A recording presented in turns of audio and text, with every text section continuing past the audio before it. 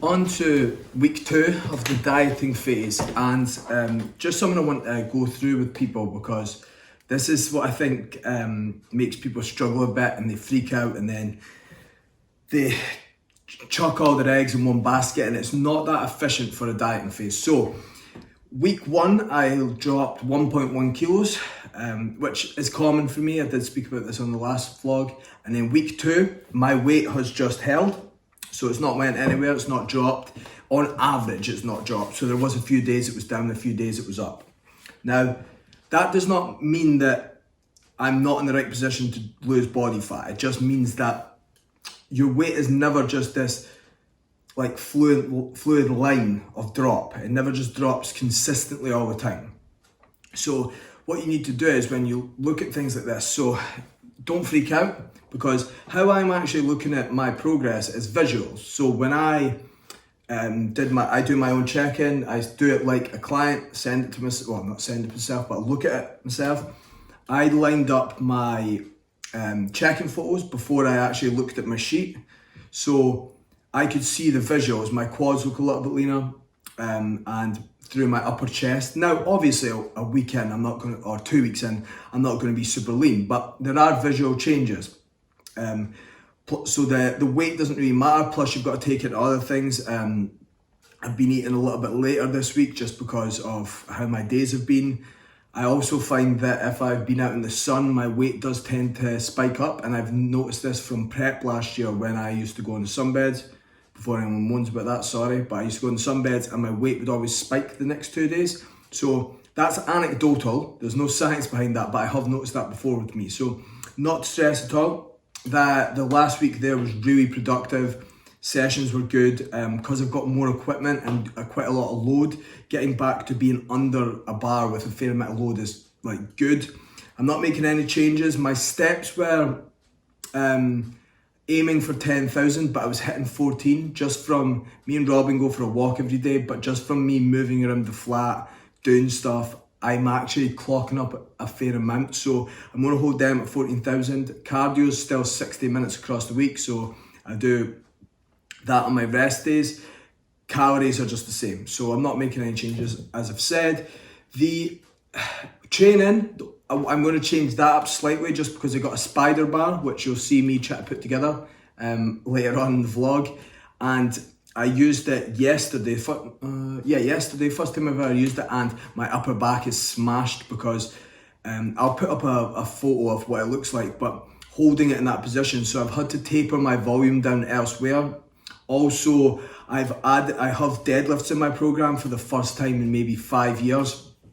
Last time I used to deadlift, it would be sumos, and now I've went into conventional. I find that doing these, I'll do them like a touch and go. So I don't reset at the bottom, but it's a controlled eccentric, and I almost touch and then just come up. But I get a real good contraction through my glutes and hamstrings.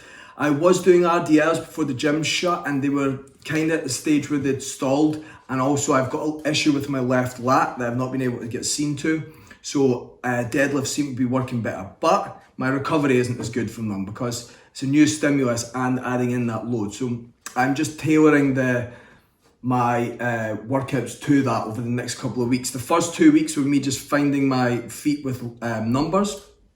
Obviously with pushing more weight again, I had to see how recovery was and how the rest of the sessions felt. I've got that now after the 2 weeks. So now next week, I'm going to just be taking notes on anything that can be adapted. But for yourself, when you're dieting, make sure you don't freak out. It's about the long picture. So it's about all the small things you do that get you to that big end goal. And it's not always about just making changes drastically. I know I've been very adherent to my plan. I know I've been working hard, so I'll be sweet.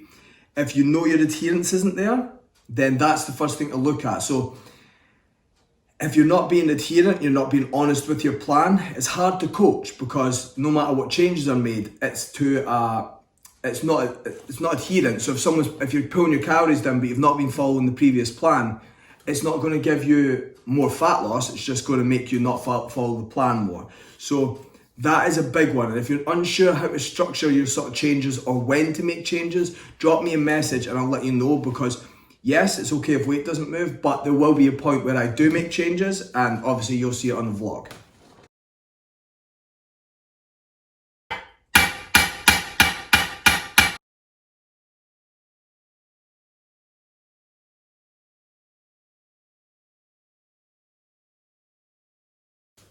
Now that you've just seen the video that was on screen there, probably the only idiot that thinks about building a barbell and forgets that he has to transport it to where he trains with it. So at least it was a nice day for me to walk up the road with it, and nobody's seen me, so it's all good.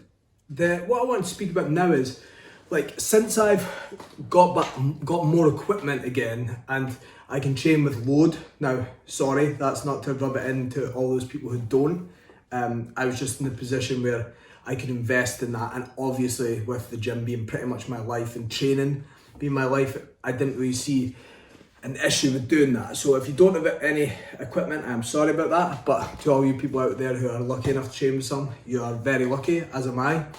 But what I want to grasp on or speak upon is something that I haven't really, obviously I hadn't thought about till I went back to doing this, but something I think is really important, especially as we transition back into the gyms, which hopefully won't be too much longer now. But it's actually what you put into your training and the thought process behind it and how you actually go into sessions. And training should be enjoyable, and we all know that, and that is undoubtedly why I train. But I think the big thing for me is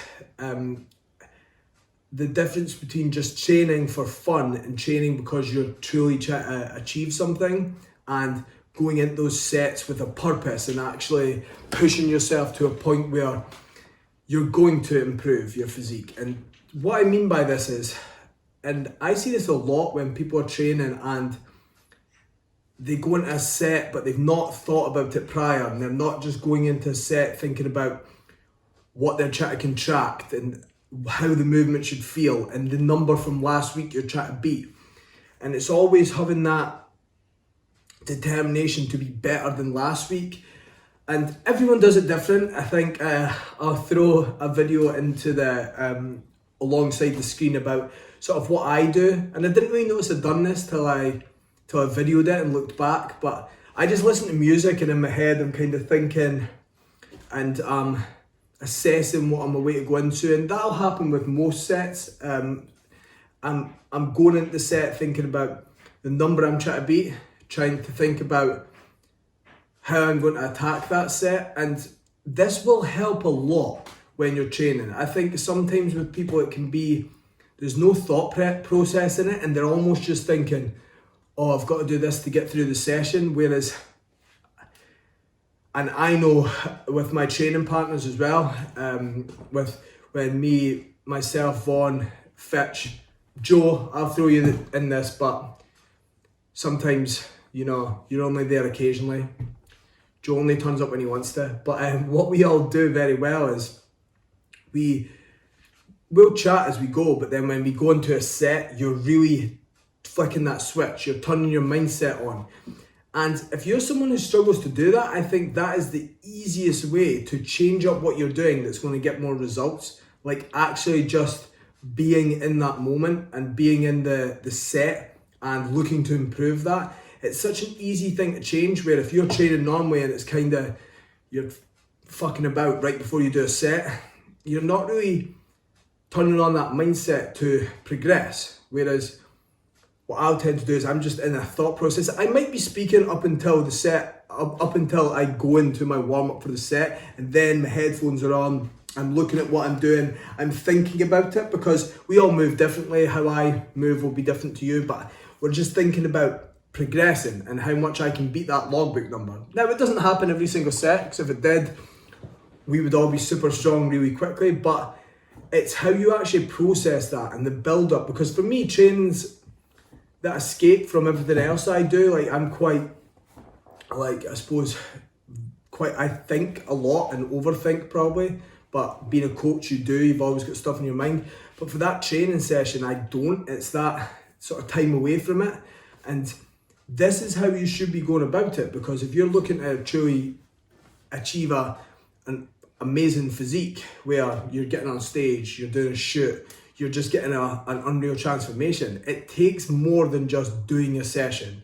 It takes you actually going into that session, thinking about all those things you need to progress and thinking about all those things you need to do better than last week. It's not always a number.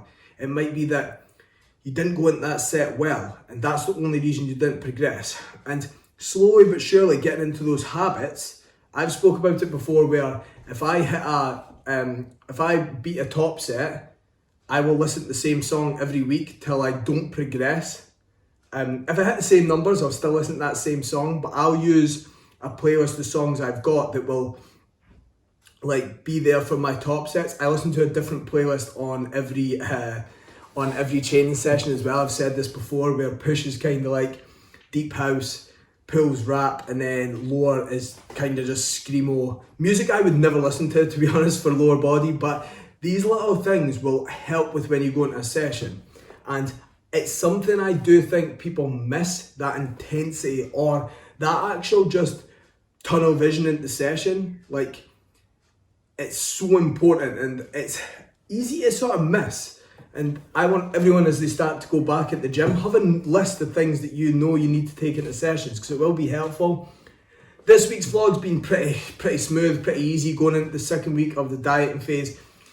Nothing really has changed. It's pretty simple. Weight's kind of holding, although today when I'm speaking, it's actually my check-in day's Friday and it's, what day is it? It's Tuesday. Weight was actually down today and it was down yesterday. Plus sessions have been really good. So we're in a good position now, and this is where I'll just start to push forward and continually see progress. I've not thrown up a picture this week either, because there's not going to be much change to last week apart from I'm a little bit more tanned.